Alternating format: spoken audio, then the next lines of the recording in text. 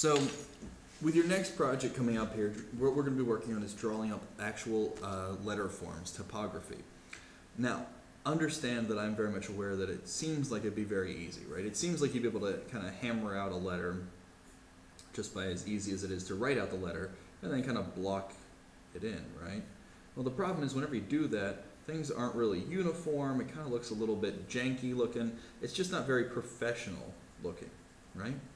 Well, where we started talking before about blocking in, way back at the beginning of the semester, we talked about blocking in with the idea of form, right? Drawing a shape into a three-dimensional form. So going from a triangle to a pyramid, a circle into like a cylinder or a sphere, and then of course a square into a cube. Well, whenever it comes to drawing your letters, of course they are flat, two-dimensional shapes. We want to ignore the form and go back to our basic shapes. And if you know these basic shapes, those things they taught you in third grade, then you're going to be absolutely fine for drawing something really very complicated and complex. It's actually not that hard if you slow down your process and think about it more logically, right? So let's say I want to draw something very, very basic, just a simple letter form. All right. So say I want to do like, I don't know, the letter H, right? Well, easy enough. If I want to do it sans serif, I can start off with kind of an overall shape, right? Something just to kind of say like, all right, here's about what we're looking at, right? So something like that. Now, I want my H to be somewhere in this square, so I'm going to divide it. And if you think about an H, right, there's kind of 1, then a negative space, and then 2, right? So 2 positives, 1 negative. So I'm going to divide this into 3. And you can kind of eyeball it. You don't have to be too mathematical. Okay, 1, 2, 3. And then, of course, the same thing, 2 negative spaces and a positive space makes our H. So the same thing, assuming I want it to be perfectly even, like that. So I'm going to try and keep this the same width as this, the same width as this. And that gives me my kind of blocked in sans serif. Again, remember sans is Latin for without, so without those little feet, right? Sans serif H. If I wanted to go through and let's say I wanted to, if I wanted to go through and add feet to it, I want to make this into a serif, right? Well, then I can just kind of add on those little capstones like so. And put in those little negative space circles like we talked about way back in with blocking in. I'm just kind of freehanding these little circles here because they're going to get erased anyway. I'm going to use those circles as kind of a guideline to build my little feet. Now, of course, this isn't perfect here. Whenever you do your actual project, you may want to consider using a ruler. It probably will tighten things up for you. But again, you can always take the time to really sketch out a much more professional looking letter. So say, for example, you ever have like a science project and you have to make sure that your science project has some, bold letters on a poster or something like that. Take the time. Make your letters look correct. Make them look nice because it's going to look more professional. And I promise you it's going to pay off with any aspect, but this project in particular. Now, remember for this project, what we want to do is kind of 2 different ideas, right? The first thing is you're going to be drawing your picture on a kind of quadrant here, this kind of grid with 4 little sides. You're going to think of a 4-letter word. So for me, I'm doing the best word ever, of course. And I'm going to go through and think about how I want 2 of these to be serif with feet and 2 to be without serif, sans serif. So I can alternate them and kind of rotate them. So as I'm drawing these out, maybe I put my P down here. I often put my P in the corner. And then I can put my O, maybe really large and like hanging off the side. Do another O, maybe like hanging off this side here, and then like my other P like really massive, hanging off like that. I don't know.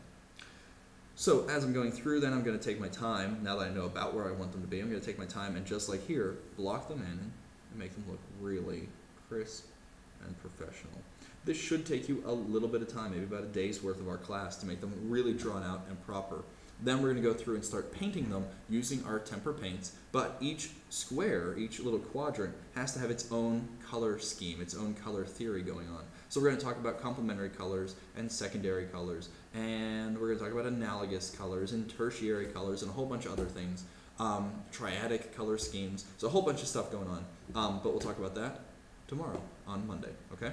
So I want to prove to you that you can draw any a different letter form that you'd like to. So I happen to have the latest issue of the Bruin Times for yours for only 10 cents or any kind of donation here. So I'm looking through the Bruin Times, and you know what? Look at that main lettering. This letter B is insane, right? This letter B would take you probably forever to actually draw out, right? So I'm going to take not forever. I'm going to show you how easy it is to actually draw something as complicated looking as this B very, very quickly. All right, so here's what we're going to do. First things first, just like before, I'm going to go through and think about just kind of my overall space. Now, as time goes on, you probably don't need to do this so much, but it is a good way of kind of getting you started. So at least you know, kind of where everything's going to go. So my letter B is going to fit in there somewhere. Now I'm going to start off by making it kind of blocky, sans serif. I don't need all of this crazy detail. So really, if you think about it, my letter B is this thing here, comes up, around, back down, and out, right? So that looks like it's about, and feel free to draw on your actual letter, that's why you print it out. It's about halfway, so somewhere almost about halfway. And it's also, if you look, a little bit at an angle, not a lot. Something like that, okay? Sketchy, okay? Now, let's see, midway point, bottom, and there's a little foot that kind of comes off the box somewhere. So our midway point is kind of here. Let's see. This little line is going to symbolize this guy here. Again, a little bit of an angle. It comes up. Remember that this is just a sketch. It doesn't have to be perfect. Kind of wraps around the top of the box here. There's a little bit of a diagonal cut right there. This comes around and down. Slice it nice and thin, like so. This comes down about half of the half, so about a quarter of the way. Comes out, somewhere like that.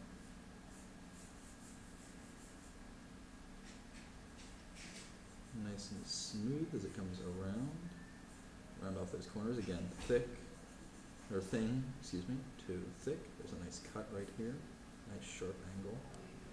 And to be aware of that, be observant of where your sharp angles are as opposed to where your smooth and soft angles are. Okay, so there's that kind of hook of the B, this upper B here. Now we're going to come down and do this bottom piece. Kind of starts a little bit higher. Notice I kind of start blocky at first, right? Kind of blocky. I'm not too worried about perfection. A little bit of a curve, block down, okay? Nice little cut right there, kind of at the same angle as our other lines, right? Everything tends to kind of be a little bit uniform. You want these all going kind of parallel, right? Be aware of that.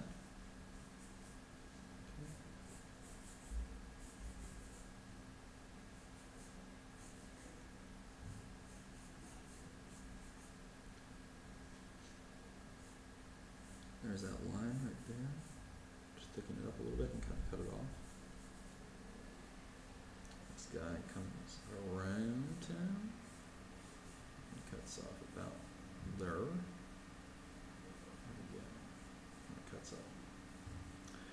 Now, in a perfect world, we would have calligraphy pens. They actually make those, or even just like a quill. And that's how you get this thin to thick kind of cut, this sharp cut here. That's what we're symbolizing or kind of referencing in this olden, tiny font. For the sake of this class, obviously we're freehanding everything, so it doesn't have to be too perfect, but you still want to try and mimic it to the best of your ability. Okay, nice and easy. Take your time. Okay, there is that little dingle-dongle foot that kind of spits its way out here.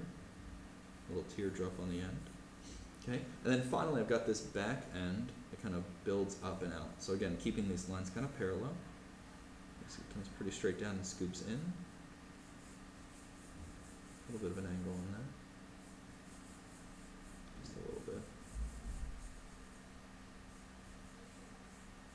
Kind of scoops. And scoops. This guy comes up and around. curve that in.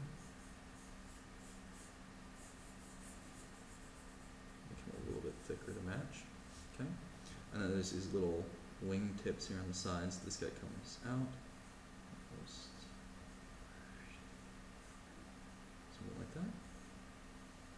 Thick to thin. And then there's this little guy that kind of comes out. Now, obviously, I'm going outside my box here a little bit, and you don't normally want to do that, but you know what? What the hell? Who cares? Just a practice anyway.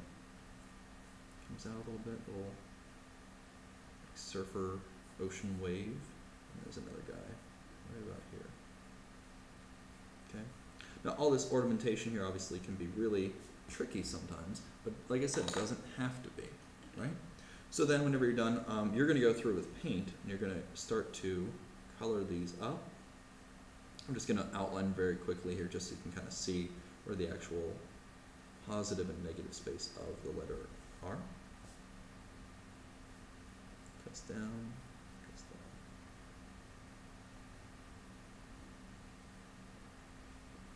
Okay. Scoop right there. Being observant really is half the battle, you know?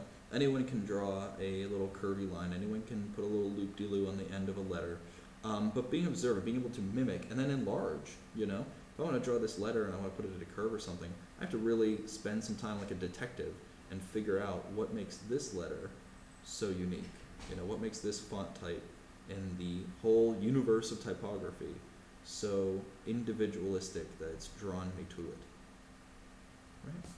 And of course, you know, then you can go through, color it all up. You'll be doing it with paint. And like I said, we'll talk about color theory and stuff. Don't get wigged out about that. For tonight, and really kind of over the weekend a little bit, just kind of think to yourself about these letters. Practice them out a little bit. And think about the 4-letter word, not a swear word, but think about the 4-letter word that you want to work with. And we'll have these ready to go for our class on Monday, just like that.